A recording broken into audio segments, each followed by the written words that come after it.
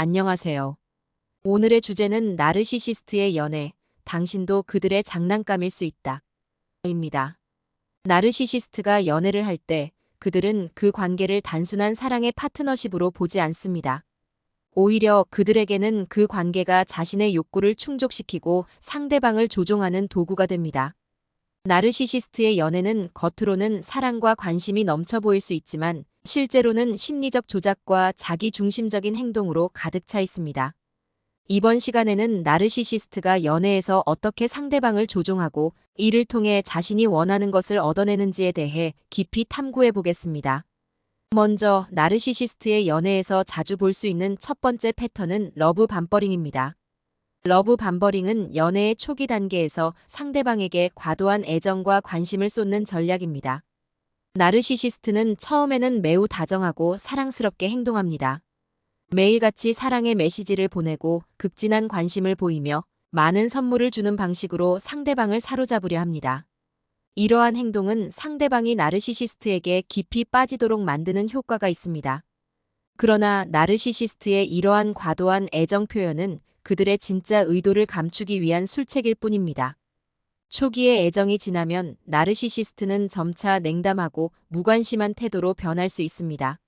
이로 인해 상대방은 처음의 사랑을 다시 찾기 위해 나르시시스트의 요구를 더 많이 받아들이게 됩니다. 연구에 따르면 러브 밤버링을 경험한 사람들은 나중에 상대방의 진짜 성격을 인식하기 어려워하며 나르시시스트의 조종에 쉽게 휘둘리게 됩니다. 이러한 조작은 상대방의 자존감을 떨어뜨리고 관계의 균형을 무너뜨리는 결과를 초래할 수 있습니다. 두 번째로 나르시시스트는 가스라이팅이라는 기법을 사용해 상대방을 조종합니다. 가스라이팅은 상대방이 자신의 감정이나 판단을 의심하게 만드는 심리적 조작입니다. 예를 들어 나르시시스트는 상대방이 어떤 사건에 대해 불편함을 표현하면 내가 너무 예민해서 그래라거나 그건 내 기억이 틀린 거야 라고 말합니다. 이렇게 되면 상대방은 자신의 감정을 의심하게 되고 나르시시스트의 의견을 무조건적으로 따르게 됩니다. 가스라이팅은 장기적으로 심각한 심리적 영향을 미칠 수 있습니다. 피해자는 자존감이 떨어지고 우울증이나 불안장애를 겪는 경우가 많습니다. 또한 그들은 자신이 잘못된 것인지 확신하지 못하고 나르시시스트가 제시하는 진실을 받아들이게 됩니다. 연구에 따르면 가스라이팅 피해자들은 자주 심리적 스트레스와 불안감을 호소하며 자신감을 잃는 경우가 많습니다. 나르시시스트는 이러한 심리적 불안정을 이용해 상대방을 통제하려 합니다. 세 번째로 나르시시스트는 희생자 역할을 통해 상대방의 동정을 유도합니다. 나르시시스트는 자신의 문제나 고통을 과장하며 상대방이 자신을 돕도록 유도합니다. 예를 들어 나르시시스트는 나는 이렇게 힘든 상황에 처해 있는데 너는 왜 나를 이해하지 못해? 라고 말하며 상대방의 동정을 얻으려 합니다.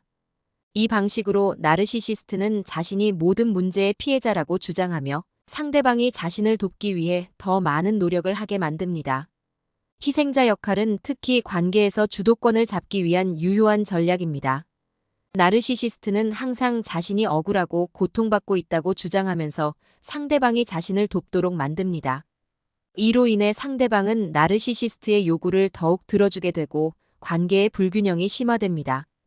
연구에 따르면 희생자 역할을 사용하는 나르시시스트는 상대방에게 심리적 부담을 주고 상대방의 감정적 에너지를 소모시키는 데에 효과적입니다. 네 번째로 나르시시스트는 분할과 정복 전략을 사용해 주변 사람들을 조종합니다. 이 전략은 두 사람 이상을 서로 대립하게 만들어 나르시시스트가 상황을 통제할 수 있도록 하는 것입니다. 예를 들어 나르시시스트는 어에게 B가 자신에 대해 나쁘게 말했다고 전하고 B에게는 어가 자신을 싫어한다고 말할 수 있습니다.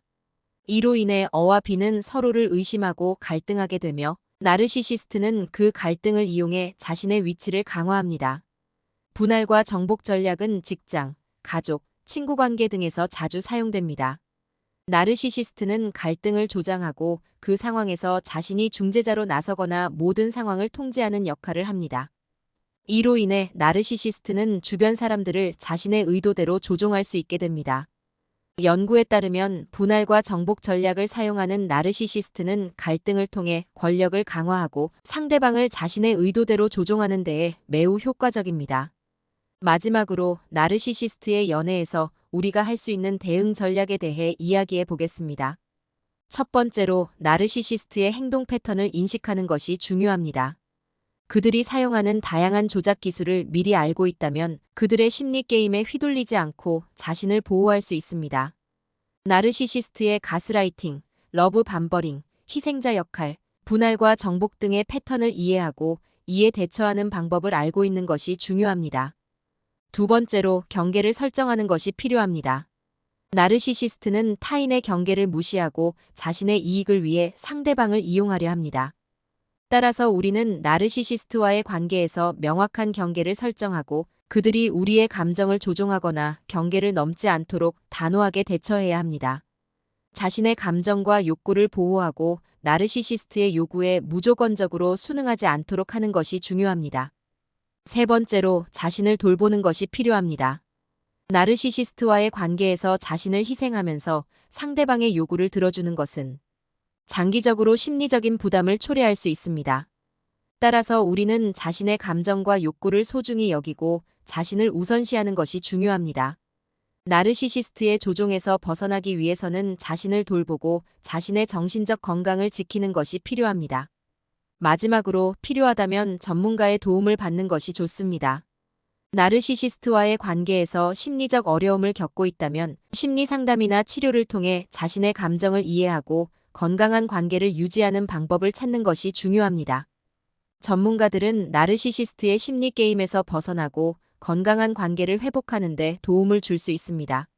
오늘의 이야기가 나르시시스트의 연애에서 어떻게 조종당하지 않고 건강한 관계를 유지할 수 있는지에 대한 인식을 높이는 데 도움이 되기를 바랍니다. 나르시시스트는 교묘하게 상대방을 조종하고 자신의 이익을 위해 다른 사람들을 이용하려 하지만 우리가 그들의 행동을 이해하고 적절히 대응한다면 그들의 심리 게임에서 벗어날 수 있습니다.